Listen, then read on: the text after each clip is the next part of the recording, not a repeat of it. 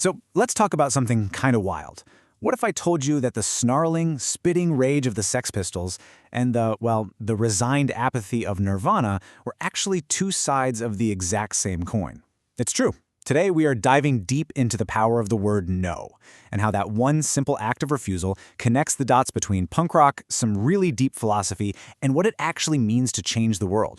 Now this right here, this isn't a punk lyric. It's from a real student's paper.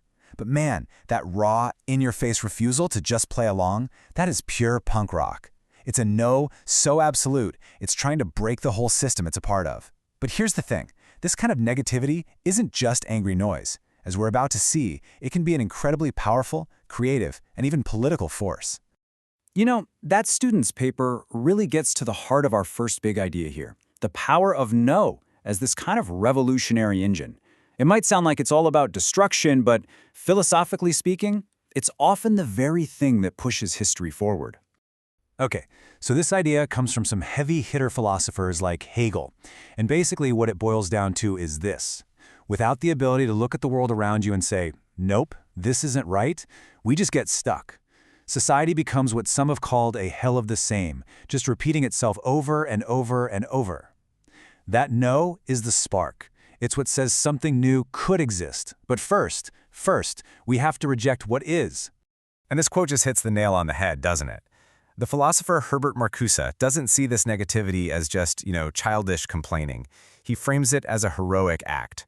A real critique, a powerful and thought-out no, is the essential first step for any kind of real progress. It's the engine.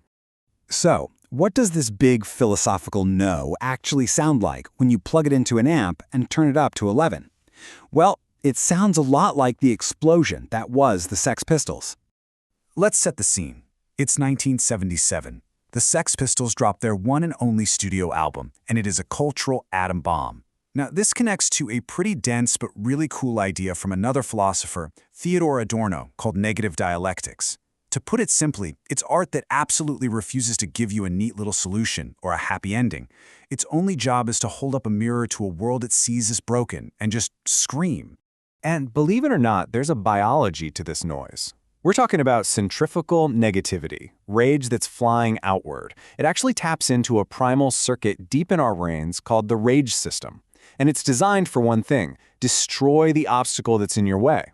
For the Pistols, the target was crystal clear. The Queen, the government, what some thinkers call the big other, the big symbolic authority that's supposed to be in charge.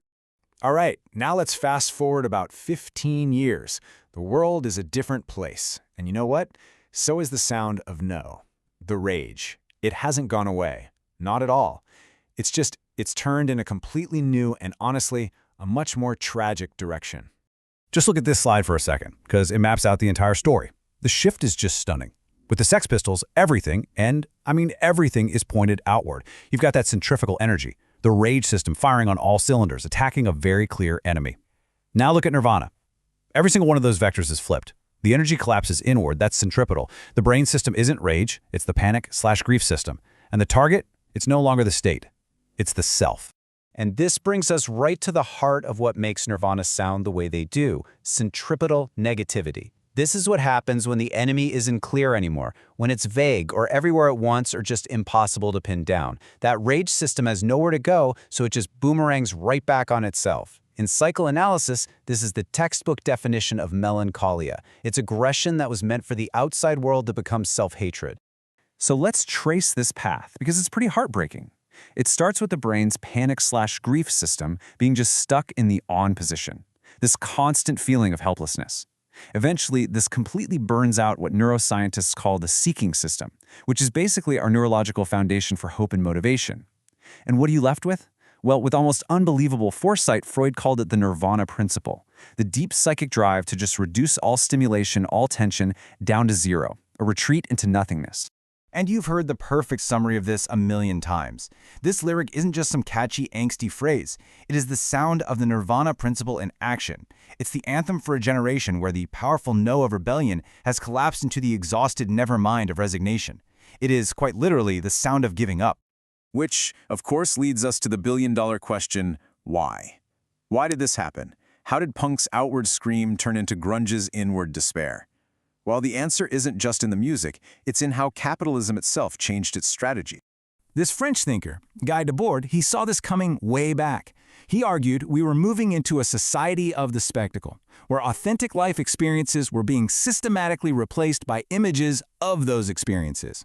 Life itself was turning into a product you could buy. And right here is where the whole game changed. The system had this brilliant and kind of terrifying realization. It's way more effective to absorb rebellion than it is to fight it. It figured out how to take that raw, negative, powerful energy of punk, run it through the marketing machine, and then sell it right back to us as a fashion choice, a lifestyle brand, and attitude. And this gets us to the absolute central dilemma, right? Think about it. When rebellion becomes just another t-shirt you can buy at the mall, sitting on a rack next to all the other options, what happens to its power? The no gets completely defanged, turned into a very profitable yes for the very system it was trying to fight. So all of this builds to one final, really critical question. Is there any way out of this cynical loop? Are we just stuck in a world where even our anger is for sale? Well, Herbert Marcuse, who we heard from earlier, he proposed an idea he called the Great Refusal. Now, this isn't just saying no to a bad politician or a specific policy. This is a much deeper, more profound no. It's a no to the entire logic of the system, its consumerism, its demands, its whole way of being. It's about a refusal so total, so complete, that it can't be turned into a hashtag or a bumper sticker. And that's really the thought I want to leave you with. We've traced this no from an outward scream of rage with the Sex Pistols to an inward collapse of despair with Nirvana, pretty much because the system got so incredibly good at absorbing it.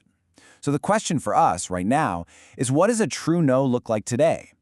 In our world, a world that packages and sells dissent, what does an authentic, an unsellable act of refusal even mean?